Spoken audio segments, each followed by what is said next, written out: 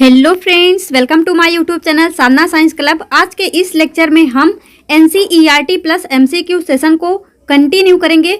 तो मैं आपको पहले बता देती हूँ, इसके पिछले 2 लेक्चर में हमने अपना एक चैप्टर देखो, जो हमारा DSSB का सिलेबस है उसमें ये मैटर, नेचर एंड बिहेवियर के नाम से दिया है। और अगर आप उसके अंतर्गत पढ़ेंगे तो जो भी टॉपिक दिए हैं वो हमारा क्लास 9th से जो है वो दिया है। तो क्लास 9th में हमने is matter around a sphere discuss कर लिया, उससे रिलेटेड क्वेश्चन डिस्कस कर लिए। उसके बाद हमने जो है यहाँ पे मैटर इन आर सराउंडिंग भी डिस्कस कर लिया, उससे रिलेटेड क्वेश्चन डिस्कस कर लिए। यानी 2 चैप्टर हमारा पूरी तरह से फिनिश हो चुका है। 3rd चैप्टर का हमने एनसीईआरटी पूरा कवर कर लिया है। और आज हमें 3rd चैप्टर यानी कि एटम एंड मॉलिक्यूल के बारे में क्या डिस्कस करना है, एमसीक्यू यानी कि क्वेश्चन। तो यहाँ पे स्टार्ट करते हैं क्वेश्चन, और फिर से आपको वही लेना है, मतलब एक रफ लेना है, एक पेन, और यहाँ पे काउंट करते जाना है कितना सही कितना गलत, और लास्ट में जो है आपको अपने मार्क्स लिखने हैं।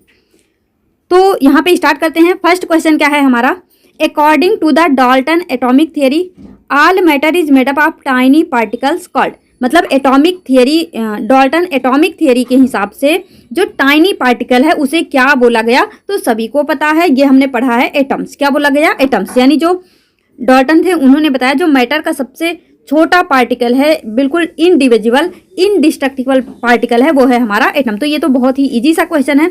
तो यहाँ पे इस क्वेश्चन का हमारा राइट आंसर है option number C. Next question देखिए, which of the following is incorrect statement for the atom. Atom के लिए कौन सा स्टेटमेंट यहाँ पे इनकरेक्ट है, तो पढ़ते जाइए। Nucleus of an atom is made up of proton and neutron. तो इस तरह से हमने देखा था, जो न्यूक्लियस होता है वो उसमें क्या क्या होता है, प्रोटॉन प्लस न्यूट्रॉन, और जो इलेक्ट्रॉन होते हैं वो इसके आउटर ऑर्बिट पे क्या करते रहते हैं, चक्कर लगाते रहते हैं। तो ये बिल्कुल सही है। नेक्स्ट क्या है, atom are made up of electron, proton and neutron. तो बिल्कुल सही है, जो एटम होता है वो इलेक्ट्रॉन, प्रोटॉन एंड न्यूट्रॉन से मिलकर बना होता है। प्रोटॉन प्लस न्यूट्रॉन इसके न्यूक्लियस में रहते हैं, बाकी जो इलेक्ट्रॉन है वो उसके आउटर ऑर्बिट पे क्या करता है, चक्कर लगाता है। तो ये भी हमारा बिल्कुल करेक्ट है। 3rd क्या है यहाँ पे, यानी C option, atom are very tiny particle. जो एटम होते हैं बहुत ही छोटे पार्टिकल्स होते हैं, तो ये भी बिल्कुल करेक्ट है। नेक्स्ट देखते हैं, एटम ऑफ डिफरेंट एलिमेंट। क्या है, atom of different element have the same chemical property. यहाँ पे ये गलत कर दिया। तो देखो क्या बोल रहा है, एटम ऑफ डिफरेंट एलिमेंट।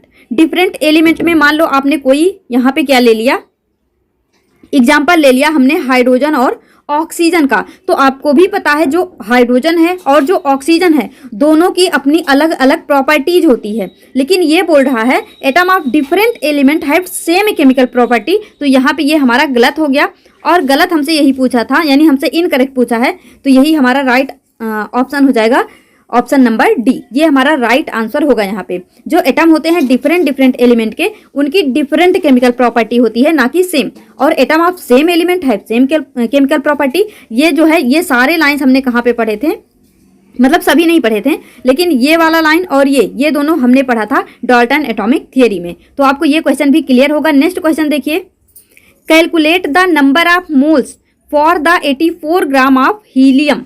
आपको बताना है नंबर ऑफ मोल्स, यहाँ पे कैलकुलेट करना है number of moles for the 84 gram of helium. तो अब यहाँ पे देखो, यहाँ पे कुछ कैलकुलेशन वाले क्वेश्चन भी होंगे हमारे, तो इसको आराम से बिल्कुल समझेंगे। तो हमने आपको 2 फॉर्मूला दिया था, और ये बोला था कि इन 2 फॉर्मूले से आपका कोई भी क्वेश्चन मोल कॉन्सेप्ट का बन जाएगा।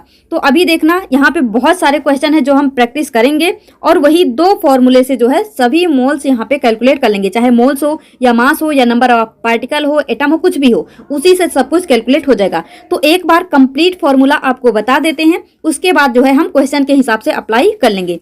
तो हमने आपको क्या बताया था, number of moles equal to. तो देखो हम हर क्वेश्चन में नंबर ऑफ मोल्स को इतना लंबा नहीं लिखेंगे, इसको हम जो है स्मॉल एन से शो करते हैं। तो नंबर ऑफ मोल्स को स्मॉल एन से शो करते हैं, यानी स्मॉल एन इक्वल टू, यानी नंबर ऑफ मोल्स इक्वल क्या होता है, मास। मास को हम एम से शो करेंगे upon molar mass. Molar mass को हम एम से शो करेंगे। उसके बाद और क्या होता है, number of moles equal to number of atom और पार्टिकल, चाहे यहाँ पे बोले नंबर ऑफ एटम या फिर पार्टिकल, अपान क्या होता है आवोगाड्रो नंबर यानी Na से हम इसको शो करेंगे। तो ये हमारा कंप्लीट फॉर्मूला है जिससे आपका मोल कॉन्सेप्ट का हर एक क्वेश्चन अभी आगे सॉल्व होने वाला है। तो अभी देखो हमसे क्या पूछा है, नंबर ऑफ मोल्स, यानी हमें नंबर ऑफ मोल्स यानी N निकालना है। तो यहाँ पे कौन सा फॉर्मूला हम लगाएंगे, तो देखो 84 ग्राम यानी मास की बात की है, और अगर मास का बात किया है तो यहाँ पे हम लगाएंगे number of moles equal to mass by molar mass. और आप सभी लोगों को पता है मोलर मास हम किस तरह से कैलकुलेट करते हैं। और जब भी आपसे पूछे नंबर ऑफ एटम या पार्टिकल की कोई जानकारी देगा तो हम यहाँ पे ये सेकेंड वाला फॉर्मूला लगाएंगे। अगर अभी भी आपको नहीं समझ आया तो कोई बात नहीं, अभी हम यहाँ पे कई सारा क्वेश्चन डिस्कस करने वाले हैं तो उससे आपको क्लियर हो जाएगा। तो अभी हमें क्या पूछा है, नंबर ऑफ मोल्स, तो number of moles equal to mass by molar mass. तो यहाँ पे क्या दिया है, हमें जो मास दिया है वो दिया है 84 ग्राम, तो ये हो जाएगा 84 ग्राम अपान मोलर मास कितना होता है He का, तो हीलियम का जो मोलर मास होता है वो होता है हमारा 4। देखो मैंने आपको बताया था हाइड्रोजन का मोलर मास 1 होता है, हीलियम का 4 होता है। फिर यहाँ पे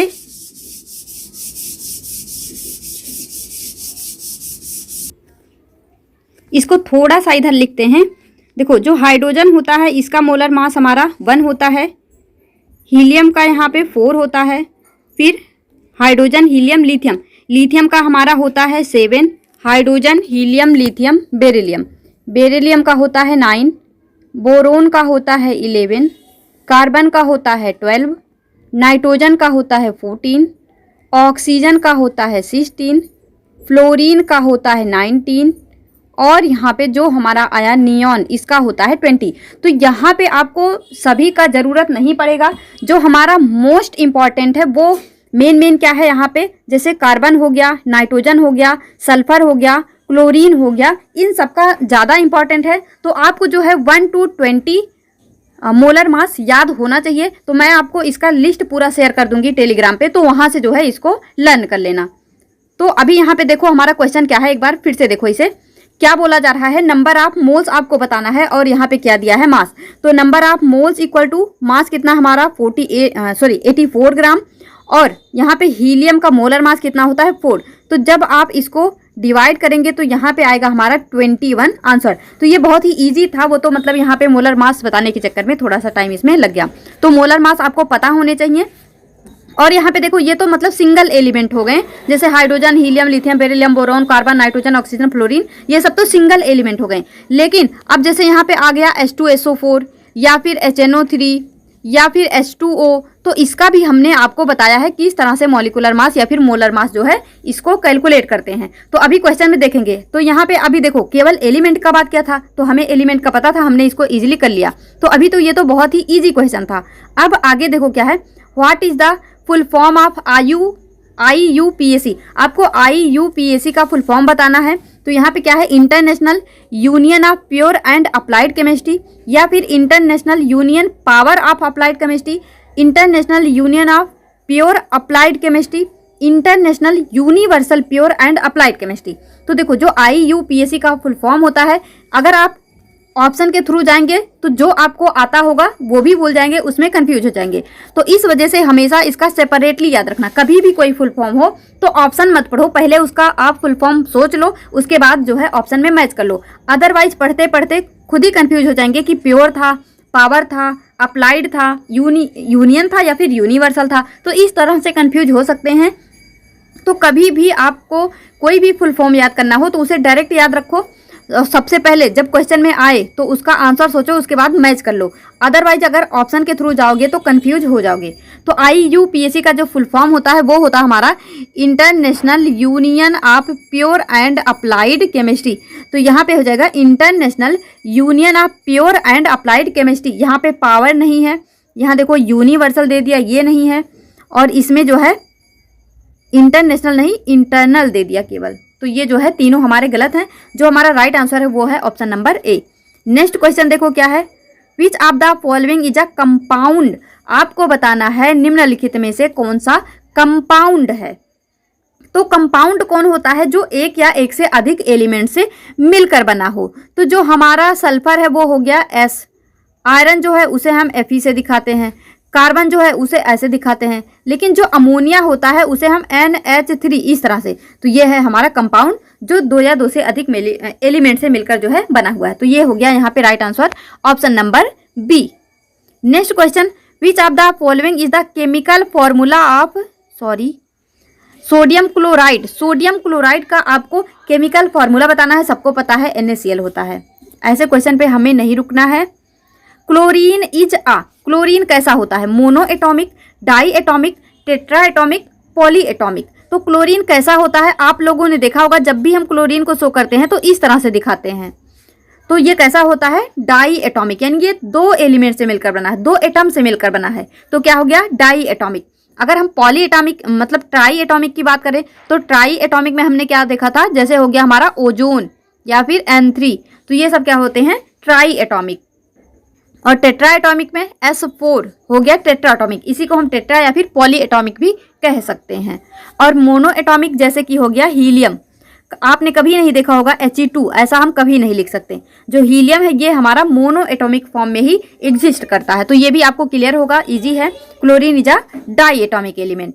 next question, what is the atomic mass of oxygen. तो ऑक्सीजन का एटॉमिक मास कितना होता है? मैंने आपको एक छोटा सा वो बताया था कि मैक्सिमम जो एलिमेंट हैं उनका जो एटॉमिक नंबर है उसी का डबल कर दो। जैसे ऑक्सीजन का होता है हमारा 8, तो इसका डबल कर दो, क्या हो जाएगा? 16। तो ये हो इसका जो है एटॉमिक मास। लेकिन ऐसा हर केस में नहीं होता है। जैसे आप देखो क्लोरीन, तो इसका तो हो गया यहाँ पे एटॉमिक नंबर 17, लेकिन इसका डबल करो तो ये 34 आता है, जबकि इसका जो मोलर मास है वो 35.5 होता है। तो इस तरह से जो थोड़े से अलग अलग हैं, जैसे यहाँ पे सोडियम हो गया, तो यहाँ पे होना चाहिए वैसे इसके एटॉमिक नंबर के हिसाब से 22, बट ये 22 नहीं होता, 23 होता है। तो जो इस तरह से अलग हैं उनको अलग से याद कर लो, बाकी का ये सोच लेना कि उसका हम डबल करके जो है उसका एटॉमिक मास निकालेंगे। लेकिन याद रखना हर केस में ऐसा नहीं होता है। तो what is the atomic mass of oxygen, ये भी हमारा बिल्कुल ही इजी सा क्वेश्चन है, 32। नेक्स्ट, तो देखिए यहाँ पे हमारा नेक्स्ट क्वेश्चन क्या है, what is the molecular mass of H2SO4। What is the molecular mass of H2SO4। तो मैंने आपको बताया था मॉलिकुलर मास क्या होता है? Sum of atomic mass of every element. क्या बताया था? Sum of atomic mass of every element. यानी आपको जितने भी एलिमेंट दिए हैं उनका क्या करना है? जो एटॉमिक मास होता है उसका सम कर देना है। तो देखो एवरी वर्ड को मैंने हाईलाइट किया था कि मतलब उसको याद रखना है। तो देखो इसको कैसे हम कैलकुलेट करेंगे।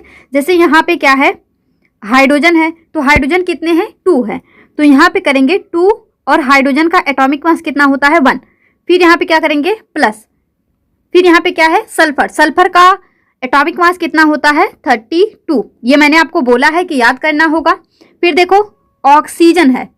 अब यहाँ पे हमने क्या देखा? Every element. तो एवरी एलिमेंट का क्या करना है? सम करना है। तो यहाँ हम सम करते जा रहे हैं। और ऐसा नहीं है कि ऑक्सीजन को केवल एक बार लेना है। यहाँ पे देखो O4 है, यानी ऑक्सीजन जो है वो 4 बार है। तो हमको 4 इंटू ऑक्सीजन का एटॉमिक मास 16। तो इस तरह से इसको कैलकुलेट करेंगे। देखो ये हो गया 2 + 32 प्लस ये हो जाएगा 64। तो इसको जब आप ऐड करेंगे तो कितना हो जाएगा? 98। तो यहाँ पे इस क्वेश्चन का हमारा राइट आंसर होगा 98, यानी ऑप्शन नंबर बी। तो इस तरह से जो है आप मॉलिकुलर मास को कैलकुलेट कर सकते हैं। तो नेक्स्ट क्वेश्चन देखिए।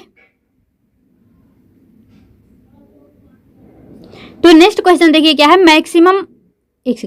Maximum number of electron present in a shell given by the formula. बोल रहा है मैक्सिमम नंबर ऑफ इलेक्ट्रॉन, यानी ये हमने क्या देखा था? किसी भी सेल में मैक्सिमम कितने इलेक्ट्रॉन हो सकते हैं ये हम कैसे कैलकुलेट कर सकते हैं? 2n²। ये जो है इसका फॉर्मूला था। तो यहाँ पे ये हो जाएगा 2n²। ये जो है यहाँ पे पावर नहीं लग पाता, तो इसको समझ जाना 2n² है, n की पावर है। यहाँ पे इसके साइड नहीं रहेगा, इसके ऊपर रहेगा ऐसे। तो ये हो जाएगा option number D. Next question, which of the following shell can hold maximum number of electron. किसमें जो है मैक्सिमम नंबर ऑफ इलेक्ट्रॉन होता है? M में, N में, L में या फिर K में। तो देखो इसे हमने कैसे देखा था? K, L, M, N। तो जैसे जैसे हम ऐसे जाते जाते हैं नंबर ऑफ इलेक्ट्रॉन क्या होता जाता है, बढ़ता जाता है। जैसे यहाँ पे देखो 2n², जब यहाँ पे आप फॉर्मूला लगाएंगे तो ये हमारा सेल नंबर 1 है, ये 2 है, ये 3 है, ये 4 है। तो यहाँ पे जब 1 रखोगे तो ये केवल 2 आएगा। फिर यहाँ पे जब 2 रखोगे n की जगह में तो 2 2 जा 4, 4 2 जा 8, यानी दूसरे सेल में यहाँ पे कितना आएगा, 8 इलेक्ट्रॉन आएगा और यहाँ पे 2 आएगा। और m में जब यहाँ पे हो जाएगा 3 3 जा 9, 9 2 जा 18, यहाँ पे 18 हो जाएगा। n यानी कि 4, तो 4 4 जा 16, 16 2 जा 32, यानी सबसे ज़्यादा इलेक्ट्रॉन कहाँ पे आएगा, कहाँ पे आएगा, n सेल में आएगा। कहाँ पे आएगा, n सेल में आएगा। तो यहाँ पे ये हमारा राइट आंसर होगा option number B. Next question क्या है, select the relation between atomic number, mass number and number of neutron. तो ऑप्शन पढ़ो यहाँ पे, mass number equal to atomic number plus number of neutron, mass number equal to atomic number upon number of neutron, mass number equal to atomic number into number of neutron, mass number equal to atomic number minus number of neutron. तो देखो सब कुछ same ही है, बस आपको ये देखना है कि प्लस होगा, अपान होगा, इनटू होगा या फिर माइनस होगा। तो सबको पता है mass number equal to, mass number को किससे दिखाते हैं, ए से, A equal to atomic number यानी जेड प्लस न्यूट्रॉन यानी ये। तो ये होता हमारा mass number equal to atomic number plus number of neutron. तो यहाँ पे हमारा ऑप्शन हो जाएगा, राइट ऑप्शन होगा option number A. Next question देखो क्या है, which one of the following fundamental particle is negatively charge. कौन सा फंडामेंटल पार्टिकल निगेटिवली चार्ज होता है, सबको पता है हम इलेक्ट्रॉन को ऐसे शो करते हैं, यानी जो हमारा इलेक्ट्रॉन है वो निगेटिव चार्ज से शो करता है, प्रोटॉन को हम ऐसे शो करते हैं और न्यूट्रॉन हमारा न्यूट्रल होता ही है। नेक्स्ट क्वेश्चन देखो, an atom contain 6 proton 8 neutron, what should be atomic number. Atomic number बताना है। तो देखो आप लोगों को पता ही होगा, हमने एक फॉर्मूला क्या पढ़ा था, एटॉमिक नंबर इक्वल टू, यहाँ पे इसको साइन से ही दिखा लेते हैं, एटॉमिक नंबर को कैसे दिखाते हैं, जेड से। तो जेड इक्वल क्या होता है, पी, यानी atomic number equal to number of proton होता है। अब भले ही यहाँ पे नंबर ऑफ न्यूट्रॉन दिया हो, आपको इसकी कोई आवश्यकता नहीं है, क्योंकि आपसे पूछा है एटॉमिक नंबर, और एटॉमिक नंबर इक्वल होता है नंबर ऑफ प्रोटॉन। तो यहाँ पे 6 प्रोटॉन है, यानी 6 हमारा यहाँ पे राइट आंसर हो जाएगा। तो यहाँ पे इसका राइट आंसर क्या होगा, option number B. Next question देखो, an atom contain 14 proton and 16 neutron, what is its mass. Mass number बताना है, मास नंबर यानी कि ए बताना है। क्या बोला है, an atom contain 14 proton 16 neutron. तो सिंपल है, जो मास नंबर इक्वल होता है, mass number equal to proton plus neutron. तो यहाँ पे 14 प्लस 16 दोनों को ऐड करोगे कितना हो जाएगा, 30। तो यहाँ पे ये हो जाएगा हमारा right answer option number C. Next question, which one of the following statement is correct. आपको करेक्ट स्टेटमेंट बताना है। Nucleus is an atom, nucleus of an atom is negatively charge. देखो जो न्यूक्लियस होता है वहां पे हमने क्या देखा था, प्रोटॉन प्लस न्यूट्रॉन होते हैं, तो ये निगेटिवली चार्ज तो होगा नहीं, न्यूट्रॉन तो न्यूट्रल है और प्रोटॉन पे प्लस चार्ज है, तो ये हमारा पॉजिटिवली हो जाएगा। Nucleus of an atom consist of proton plus neutron, तो ये बिल्कुल सही है। यहाँ पे मतलब ये प्रोटॉन और न्यूट्रॉन इसमें होते हैं, तो सही है, यानी 1 हमारा करेक्ट है, बट यहाँ पे 2 सही है, यानी स्टेटमेंट 2 ओनली यहाँ पे क्या हो जाएगा, ऑप्शन नंबर बी हमारा राइट हो जाएगा। Next question, the first energy level or shell represented by which of the following letter. तो देखो हमने एनर्जी लेवल को के, एल, एम, एन इस तरह से शो किया था, यानी फर्स्ट एनर्जी लेवल क्या हो जाएगा हमारा के, option number A. Next question, what is the maximum number of electron that can accommodated in second shell. तो मैक्सिमम नंबर ऑफ इलेक्ट्रॉन को निकलने का फॉर्मूला है 2n²। तो n की जगह पे क्या बोला है, सेकेंड सेल, तो n की जगह पे 2 रखेंगे, ये स्क्वायर करेंगे तो 2 2 जा 4, 2 जा 8, यहाँ पे हमारा राइट आंसर आ जाएगा ऑप्शन नंबर बी। स्पीड ज्यादा तो नहीं है, बता देना। नेक्स्ट क्वेश्चन है, कैथोड रेज आर। अब देखो हमने जो पढ़ा था वो कैनॉल रेज था, कैनॉल रेज और कैथोड रेज दोनों में फर्क है। कैनॉल रेज जो है इसे ही हम बोलते हैं प्रोटॉन, यानी ये तो हमारा पॉजिटिवली चार्ज होता है, लेकिन जो कैथोड रे होता है ये कैसा होता है, निगेटिवली चार्ज होता है। कैसा होता है, निगेटिवली चार्ज होता है, option number A. Next question, 16 gram of water is equal two moles, यानी 16 ग्राम ऑफ वाटर में कितने मोल्स होते हैं। तो देखो ये आ गया हमारा मोल कॉन्सेप्ट का क्वेश्चन। तो यहाँ पे ये क्या दिया हुआ है, मास। आपसे क्या पूछा है, नंबर ऑफ मोल्स। तो हमने क्या देखा था, number of moles equal to mass upon molar mass, mass upon molar mass. तो मास कितना दिया है 16 ग्राम अपान मोलर मास कितना होता है H2O का, तो ऐसे निकाल सकते हो। यहाँ पे 2 हाइड्रोजन है तो फिर यहाँ पे प्लस, और 16 का कितना होता है, सॉरी ऑक्सीजन का कितना होता है एटॉमिक नंबर 16, तो यहाँ पे 16 हो जाएगा। तो 16 + 2 इक्वल कितना हो जाएगा 18, तो यहाँ पे 16/18। अब जब आप इसको जो है डिवाइड करेंगे तो कितना आएगा, तो देखो 16 जो है कम है, 18 ज़्यादा है, तो ऐसा हो ही नहीं सकता कि यहाँ पे मतलब ये 1.2, 1.9 या फिर 8.8 आ सके।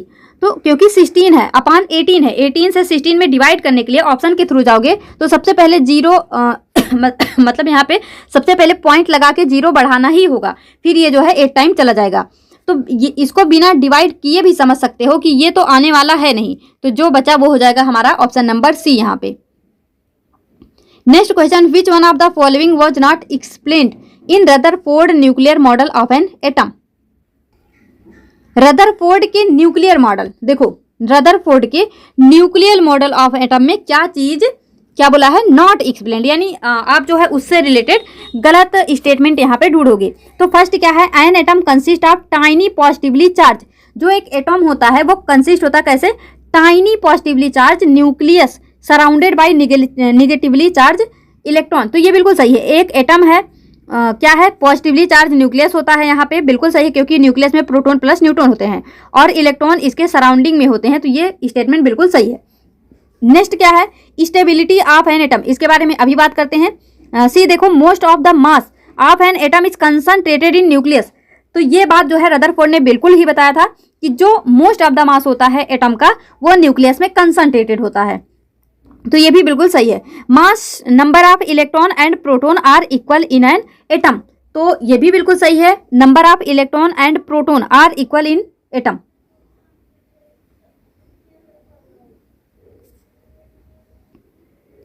अब यहाँ पे देखो जो क्या बोला गया है, जो ऑप्शन नंबर बी है वो क्या है, स्टेबिलिटी ऑफ एन एटम। तो जो इनका न्यूक्लियर मॉडल था यहाँ पे स्टेबिलिटी जैसा कोई बात नहीं किया गया था। इवन मतलब जब नेक्स्ट साइंटिस्ट बोर आए थे तो उन्होंने यही बताया, जैसे इन्होंने क्या बोला, जो इलेक्ट्रॉन है वो उसके सराउंडिंग में होता है, प्रोटॉन न्यूट्रॉन न्यूक्लियस मतलब उसके एटम के न्यूक्लियस में होते हैं, लेकिन इन्होंने ये बात एक्सप्लेन नहीं कर पाया कि जो इलेक्ट्रॉन है वो किस तरह से अरेंज होते हैं, होते तो हैं लेकिन किस तरह से होते हैं। तो उन्होंने जो मतलब बोर्ड ने क्या किया कि यहाँ पे सेंट्रीफ्यूगल फोर्स लगेगा mv²/r, तो इससे क्या होगा, इलेक्ट्रॉन एक टाइम के बाद अपनी एनर्जी लूज कर देगा और जो है वो एटम में गिर जाएगा, न्यूक्लियस में गिर जाएगा, और इस तरह से हमारा एटम जो है एग्जिस्ट कर ही नहीं सकता। यानी इन्होंने स्टेबिलिटी ऑफ एन एटम की बात नहीं करी थी, इन्होंने ये बता ही नहीं पाया कि एटम जो है किस तरह से स्टेबल होगा। तो यहाँ पे बोला है was not explain in Rutherford nuclear model, तो ये जो है इसमें एक्सप्लेन नहीं किया गया था, तो ऑप्शन नंबर बी हमारा सही है। नेक्स्ट क्वेश्चन देखो, the number of electron present in M shell of chlorine, chlorine के एम सेल में बताना है। तो देखो KLMN इस तरह से होता है, तो क्या बोला है, number of electron present in M shell of chlorine. तो देखो क्लोरीन को जब आप इसका इलेक्ट्रॉनिक कॉन्फ़िगरेशन लिखोगे तो कैसे लिखते हो, 287। देखो पहले में मैक्सिमम 2 इलेक्ट्रॉन रह सकते हैं, दूसरे सेल में 8 इलेक्ट्रॉन रह सकते हैं, तीसरे में क्या रह सकते हैं 18। लेकिन अब यहाँ पे मतलब जरूरी थोड़े ना है, मतलब 18 तो रह सकते हैं, उससे ज़्यादा नहीं रह सकते, लेकिन उससे कम तो रह ही सकते हैं। तो यहाँ पे देखो ये हो गया हमारा K, ये हो गया L, ये हो गया M। तो M सेल में कितने इलेक्ट्रॉन हैं यहाँ पे 7, कितने हैं 7। तो ये आपको समझ आया होगा। नेक्स्ट क्वेश्चन देखो, मोलर मास ऑफ C2H4, आपको इसका मोलर मास बताना है। तो मोलर मास निकालना आप सीख ही गए हैं, अब तो कुछ एक्सप्लेन करना नहीं है। क्या है, sum of atomic mass of every element. तो क्या करना है, यहाँ पे देखो कार्बन का होता है 12, तो यहाँ पे 2 कार्बन है तो 2 × 12 प्लस हाइड्रोजन का 1 होता है तो 4 है तो 4 हो जाएगा। अब यहाँ पे देखो 12 × 2 = 24 + 4, ये कितना हो जाएगा 28 मोल पर इनवर्स। तो यहाँ पे है 28 ग्राम पर मोल, 28 ग्राम पर मोल, 28 ग्राम पर मोल, ये हमारा राइट आंसर यहाँ पे हो जाएगा। नेक्स्ट क्वेश्चन देखिए, calculate the number of sulphur molecule in 300 gram sample of sulphur, यानी S8। सॉरी यहाँ पे ये यार, चलो वैसे भी ये न्यूमेरिकल वाला सवाल है तो आपको कैलकुलेट करना होगा, आंसर दिखे या ना दिखे इससे कोई फर्क नहीं पड़ता। अब देखो इसे कैसे निकालेंगे, क्या बोला है, ये भी हमारा मोल कॉन्सेप्ट का क्वेश्चन है। Calculate the number of sulphur molecule. Sulphur molecule, देखो मॉलिक्यूल इन, यहाँ पे क्या दे दिया, मास। तो हमने आपको क्या फॉर्मूला बताया था, number of moles equal to mass by molar mass. तो यहाँ पे मास तो दे दिया और मोलर मास हम सल्फर का निकाल सकते हैं, लेकिन हमसे क्या बोल रहा है, क्या निकालना है, नंबर ऑफ सल्फर मॉलिक्यूल। यहाँ पे सल्फर के मॉलिक्यूल आपके बताने हैं, तो मोल्स वगैरह तो पूछा नहीं है, तो हम ये फॉर्मूला नहीं लगाएंगे, number of moles equal to mass by molar mass. तो अब यहाँ पे देखो, जैसे number of moles equal to mass by molar mass equal क्या होता है, यहाँ पे नंबर ऑफ मॉलिक्यूल या एटम मैंने बताया था, तो मॉलिक्यूल पूछा है तो यहाँ पे मॉलिक्यूल लिखो, अपान यहाँ पे होता है Na। तो देखो नंबर ऑफ मोल्स हमसे पूछा नहीं है, अब इसी दोनों को इक्वेट कर दो। तो मास कितना दिया है, 300 ग्राम, कितना दिया है, 300 ग्राम, अपान जो सल्फर होता है, सल्फर का कितना होता है मॉलिक्यूलर मास, 32, कितना होता है 32, और नंबर ऑफ मॉलिक्यूल यहाँ पे हमसे पूछा ही है, तो इसको यहीं रहने देते हैं और Na को ले जाते हैं इधर, तो यहाँ पे इंटू Na, और Na की जगह पे क्या रख सकते हो, 6.02 इंटू 10 की पावर 23। और जब आप इसको कट करोगे तो नेक्स्ट क्वेश्चन देखिए, यहाँ पे symbol of nucleus with atomic number 18, क्या दिया हुआ है, atomic number 18 and mass number 40 is written as. इसे हम किस तरह से लिखेंगे, तो देखो एटॉमिक रिप्रेजेंटेशन में हमने देखा था कि जैसे यहाँ पे हम ले लिए, यहाँ पे ये हो गया हमारा कोई भी एलिमेंट, क्या हो गया, एलिमेंट, कोई भी एलिमेंट, ये हमने यहाँ पे ले लिया x। तो अब देखो जो हमारा एटॉमिक नंबर होता है वो हम इसके बेस पे लिखते हैं। एटॉमिक नंबर कहाँ पे लिखते हैं, यहाँ पे। तो एटॉमिक नंबर कितना है, 18, और इसका जो मास नंबर होता है वो हम कहाँ पे लिखते हैं, इसके टॉप पे, यानी इसके सिर पर। तो यहाँ पे देखो ये कितना है, 40। तो इस तरह से इसे हम रिप्रेजेंट करेंगे। एटॉमिक नंबर कितना है, 18, और मास नंबर कितना है, 40। तो एटॉमिक नंबर को हम इसके पैर पे रखते हैं, यानी बेस पे रखते हैं, और मास नंबर को इसके टॉप पे रखते हैं। तो 18x 40, क्या यहाँ पे देखो symbol of nucleus with atomic number 18 and mass number 40। अच्छा, यहाँ पे x की जगह पे ये दिया है हमारा AR या फिर R, AR या फिर AR, इस तरह से यहाँ पे दिया हुआ है। तो इसे हम कैसे रिप्रेजेंट करेंगे ये तो हमने देख लिया। अब ऑप्शन मैच करो, तो क्या लिखा हुआ है यहाँ पे, 40 18 R, ऐसे तो लिखते नहीं हैं, फिर 40 फिर 18 फिर AR, ऐसे भी नहीं लिखते हैं, 18 फिर 40 फिर R, ऐसे भी नहीं लिखते हैं। वो हम क्या लिखते हैं, इस तरह से लिखते हैं। पर देखो यहाँ पे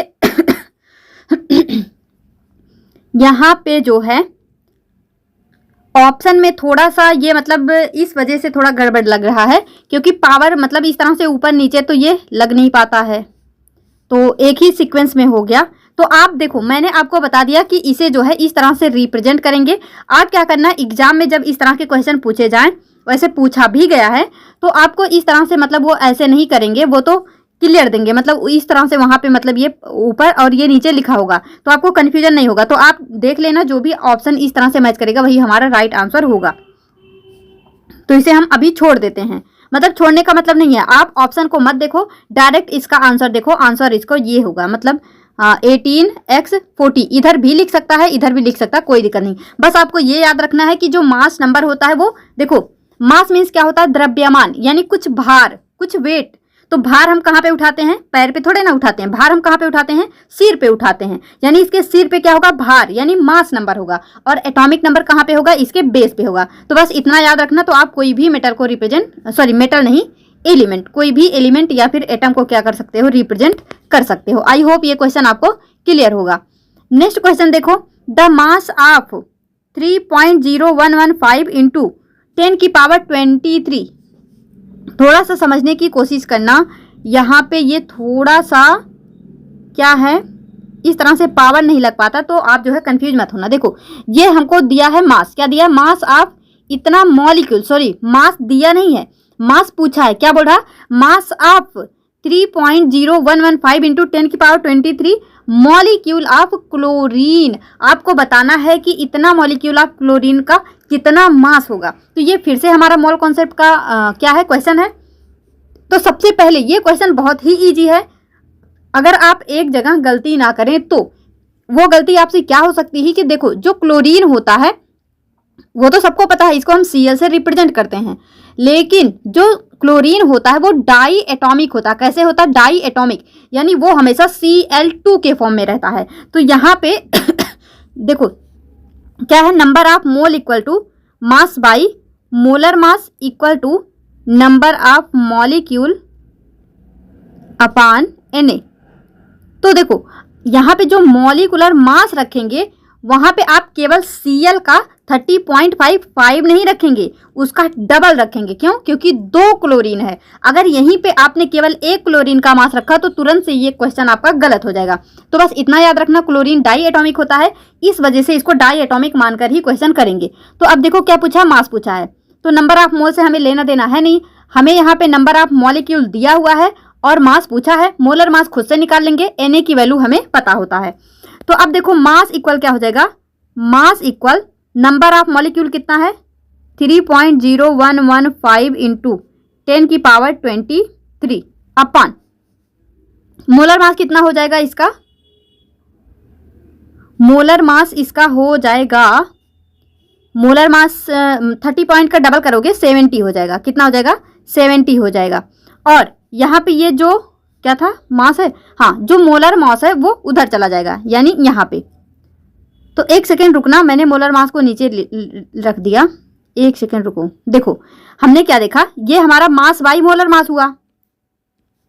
देखो ये हुआ मास और ये हुआ मोलर मास, और ये है नंबर ऑफ मॉलिक्यूल, ये है हमारा अवोगाड्रो नंबर। तो मास निकालना है, मास को यहीं रखो और इसे जो है यहाँ ले जाके मल्टीप्लाई कर दो। तो नंबर ऑफ मोल्स अपान यहाँ पे 6 पॉइंट, देखो अवोगाड्रो का नंबर कितना होता है 6.022 इंटू 10 की पावर 23, ये होता है हमारा। और यहाँ पे देखो, और ये मोलर मास इधर यहाँ पे आके मल्टीप्लाई हो गया, तो मोलर मास कितना हो जाएगा 70।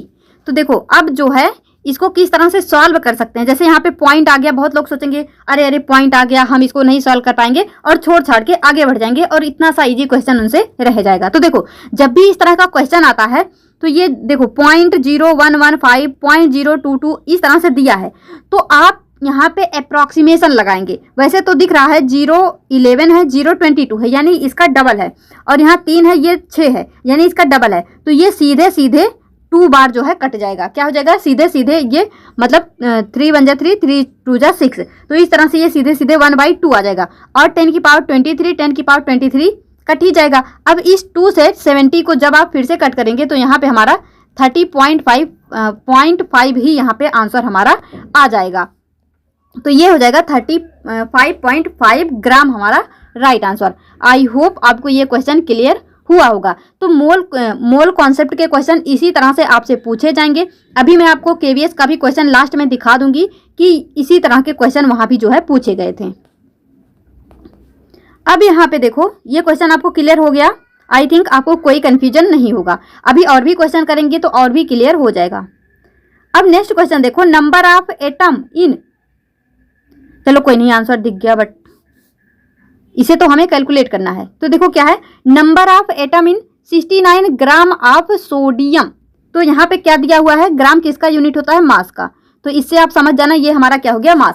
और क्या कैलकुलेट करना है, नंबर ऑफ एटम। तो फिर से वही फॉर्मूला लगाओ, फिर से वही फॉर्मूला लगाएंगे। Number of moles equal to mass by molar mass equal to number of atom. देखो जब एटम दे तो आप यहाँ एटम लिख लो, जब मॉलिक्यूल दे तो मॉलिक्यूल लिख लो, और यहाँ पे क्या होता है, अवोगाड्रो नंबर।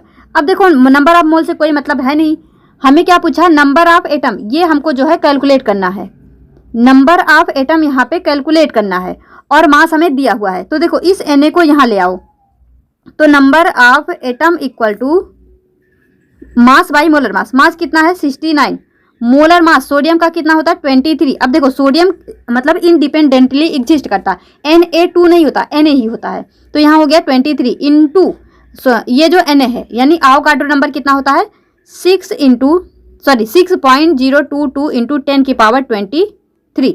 अब यहाँ पे इसको जो है आप कट करेंगे, तो इसको कैसे कट करोगे, देखो 23 3 जा, ये जो है यहाँ पे 3 बार जाएगा। तो यहाँ से अब देखो जब इसको मल्टीप्लाई करना है तो आप इसको पूरा पूरा मल्टीप्लाई मत करना, मतलब 3 2 जा 6, फिर 3 2 जा 6, फिर यहाँ 0, फिर पॉइंट, फिर 3 6 जा 18, इस तरह से मत करना। जब यहाँ पे आया 3 इंटू 6.022 इंटू 10 की पावर 3, तो आपको क्या समझ लेना है कि डायरेक्ट 6 त्रिक 18 होता है। अब ऑप्शन में देखोगे यहाँ भी 18 जैसा कुछ नहीं, यहाँ भी 18 नहीं, यहाँ भी नहीं है, तो सीधे सीधे यही है, तो यही हमारा राइट आंसर होगा। तो इस तरह से हमें क्वेश्चन को टैकल करना होता है, पूरा पूरा कैलकुलेशन कभी नहीं करना होता है। तो भले ही इसमें पॉइंट आएगा बार बार, बट आप कंफ्यूज मत होना, वो वैल्यू ऐसा देते ही हैं कि वो 1 बार 2 बार 3 बार 4 बार इस तरह से जो है पूरा पूरा कट जाए। तो घबराना नहीं है, मोल कॉन्सेप्ट का क्वेश्चन बहुत ही इजी होता है, बस ये 2 फॉर्मूले आप जो है याद रखेंगे। अब देखो नेक्स्ट क्वेश्चन देखते हैं, आई होप ये भी आपको क्लियर हो गया होगा। नेक्स्ट क्या है, the term mole in chemistry was introduced by who of the following. जो टर्म मोल है वो किसके द्वारा दिया गया था, डायरेक्ट एनसीईआरटी का क्वेश्चन है, शायद एनसीईआरटी डिस्कशन के समय ये छूट गया था, तो याद रख लेना, विलियम ओस्टवर्ल्ड, जो विलियम ओस्टवर्ल्ड थे, इन्होंने ही टर्म मोल टर्म जो है इसका कॉन्सेप्ट इन्होंने ही सबसे पहले दिया था। आई होप ये भी आपको क्लियर होगा। Next question, the percentage of sulphur in sulphuric acid. तो देखिए जब भी इस तरह के क्वेश्चन आपके सामने आते हैं, the percentage of sulphur in sulphuric acid, जैसे यहाँ पे क्या बोला, परसेंटेज ऑफ सल्फर, यानी एक एलिमेंट का परसेंटेज पूछ रहा है उसकी किसी एक कंपाउंड में, यानी हमको यहाँ पे दिया है सल्फ्यूरिक एसिड यानी H2SO4। तो यहाँ पे सल्फ्यूरिक एसिड में सल्फर का परसेंटेज जब आपको बताना है, या फिर कोई भी यहाँ पे कंपाउंड दे दे उसमें से किसी एक एलिमेंट का परसेंटेज पूछता है, तो यहाँ पे आपको क्या करना होता है, परसेंटेज ऑफ सल्फर, जैसे सल्फर का पूछा है तो percentage of sulphur equal to mass of sulphur upon mass of compound into 100। तो अब देखो मास ऑफ सल्फर आपको पता है कितना होता है, 32, कितना होता है 32, और सल्फ्यूरिक जो सल्फ्यूरिक एसिड है ये क्या है हमारा कंपाउंड, तो मास ऑफ कंपाउंड कितना हो जाएगा। वैसे तो ये हमें पता चल चुका है 98 होता है, हमने पिछले क्वेश्चन में किया है, बट एक बार फिर से देखो, 2 हाइड्रोजन है तो 2 प्लस 1 सल्फर है तो 32, और 4 ऑक्सीजन है यानी 16 चौका 64। तो यहाँ पे ये हो जाएगा हमारा 4 2 6 2 8, और ये हो गया 9, यानी 98 इसका हो गया मास, और यहाँ पे हो गया इंटू 100। अब देखो फिर से 32/98 इंटू 100। अब जब आपको इसे डिवाइड करना है तो कुछ भी नहीं करना जैसे देखो ये हमारा 100 है और ये हमारा 98 है, यानी बस यहाँ पे 2 और होता तो ये भी 100 हो जाता। तो इसको पूरी तरह कट कर सकते हो, इसको पूरी तरह कट कर सकते हो। तो यानी जो आपका आंसर आने वाला है वो 32 के आस पास ही आएगा। पूरा 32 क्यों नहीं आएगा, क्योंकि ये 100 नहीं है, 100 से थोड़ा सा कम है, यानी आंसर थोड़ा सा ज़्यादा आएगा। तो देखो 40 तो होगा नहीं, 42 होगा नहीं, 35% होगा नहीं, यहाँ पे जो हमारा आंसर होगा वो होगा 32.6%। तो इस तरह के कैलकुलेशन, मतलब इस तरह से कैलकुलेशन आपको एग्जाम में करने होंगे। नेक्स्ट क्वेश्चन देखो, ratio of carbon and oxygen by mass in CO2। आपको रेशियो बताना है बाय मास। तो अब देखो कार्बन का कितना होता है 12, ऑक्सीजन का कितना होता है 16, और 2 ऑक्सीजन है तो 16 2 जा 32। अब इसको कट करो, 2 6 जा, और ये हो जाएगा 12, और फिर यहाँ पे हुआ 1 सेकेंड, देखो कार्बन का कितना होता है यहाँ पे मास 12, और ऑक्सीजन का कितना होता है 16, और ये 2 ऑक्सीजन है तो 16 दूनी 32, 16 दूनी 32। अब जब इसको कट करोगे तो 2 से ही कट करते हैं, 2 छक 12, 2 छक 12, हाँ ये आएगा हमारा 2 छक 12। अब इसको जब कट करोगे तो किससे कट कर सकते हैं, 2 से ही कट करो, 2 तिहाई 6 और 2 अट्ठे 16, यानी 3:8। ये हमारा रेशियो आएगा 3:8। तो ये हमारा यहाँ पे राइट आंसर होगा। Next question, which of the following is a try atomic molecule. Try atomic means क्या होता है, जिसमें 3 एटम हो। तो देखो NH3, यहाँ पे 3 हाइड्रोजन 1 नाइट्रोजन 4 हो गए। CH4 में 4 हाइड्रोजन 1 कार्बन कितने हो गए 5 हो गए। N2 में केवल 2 ही हैं। NO2 में देखो 2 ऑक्सीजन 1 नाइट्रोजन, यानी यहाँ पे 3 हो गए, यानी यही हमारा ट्राई एटॉमिक, देखो नाम से ही पता ट्राई एटॉमिक, 3 एटम, जिसमें 3 एटम हो। तो ये हमारा राइट आंसर हो जाएगा option number D. Next question क्या है, quick lime contain, quick lime क्या होता है, कैल्शियम ऑक्साइड, क्या होता है, कैल्शियम ऑक्साइड। तो बोल रहा है क्विक लाइम में क्या होता है, तो कैल्शियम और ऑक्सीजन होता है। तो ये हो गया हमारा right answer, calcium and oxygen right answer. Next question, calculate the mass of water which contain the same number of molecule as are contain in 60 gram of oxygen. अब देखो यहाँ पे ये बहुत अच्छा क्वेश्चन है, क्या पूछा, same number of molecule, same number of molecule. जब भी इस तरह का क्वेश्चन आए, चाहे वो बोले सेम नंबर ऑफ मॉलिक्यूल या फिर सेम नंबर ऑफ मोल्स, तो आप इतना समझ लेना कि ये किस तरह से क्वेश्चन करना होता है। तो देखो नंबर ऑफ मोल्स इक्वल क्या होता है, mass by mole of, number of molecule, same number of molecule. तो सेम नंबर ऑफ मॉलिक्यूल जब भी क्वेश्चन बोलेगा तो समझ लेना उसका मोल भी सेम होगा, या फिर जब सेम नंबर ऑफ मोल पूछे तो वो तो ठीक ही है। तो सेम नंबर ऑफ मॉलिक्यूल बोला है, यानी इसका मोल जो है सेम होगा। तो आप किस तरह से कर सकते हो, calculate the mass of water, आपको यहाँ पे मास ऑफ वाटर पूछा है और मास ऑफ ऑक्सीजन जो है दिया हुआ है। तो देखो यहाँ पे जब मोल सेम हो गया तो हमारे पास क्या बचा, मास बाई मोलर मास। तो अब यहाँ पे इसको कैसे करोगे, ऐसे करना, mass of H2O upon molar mass of H2O equal to mass of oxygen upon molar mass of oxygen. तो देखो मास ऑफ H2O हमसे क्या हुआ है, पूछा है, यानी ये हमको कैलकुलेट करना है। तो मोलर मास ऑफ H2O को यहाँ ले आओ, मोलर मास ऑफ H2O को इधर ले आओ।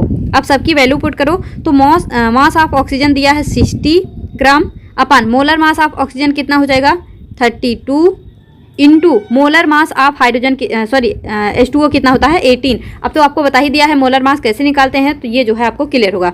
अब जब आप इसको जो है सॉल्व करेंगे तो आपका आंसर यहाँ पे आ जाएगा मास ऑफ H2O। तो मास ऑफ H2O यहाँ से कट कर लेना, कट करके इसको निकाल लेना। देखो 60 इंटू 18/32, इसको तो सॉल्व कर ही सकते हो, जो भी आंसर आएगा वो हमारा राइट आंसर यहाँ पे हो जाएगा।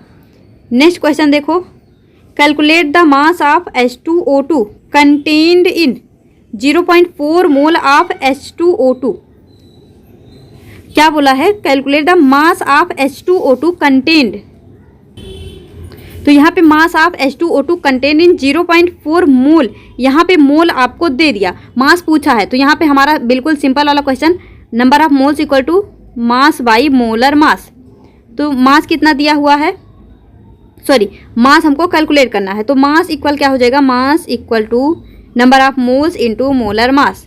तो नंबर ऑफ मोल्स कितना है, 0.4। अब यहाँ पे इंटू H2O2 का कैसे निकालोगे, 2 हो गया प्लस ऑक्सीजन, एक ऑक्सीजन का 16, तो 2 ऑक्सीजन का 32। तो यहाँ पे ये हो जाएगा 34। अब जो है इसको कैलकुलेट कर लेना, 4 चौक 16, 1 4 3 12 1 13। तो यहाँ पे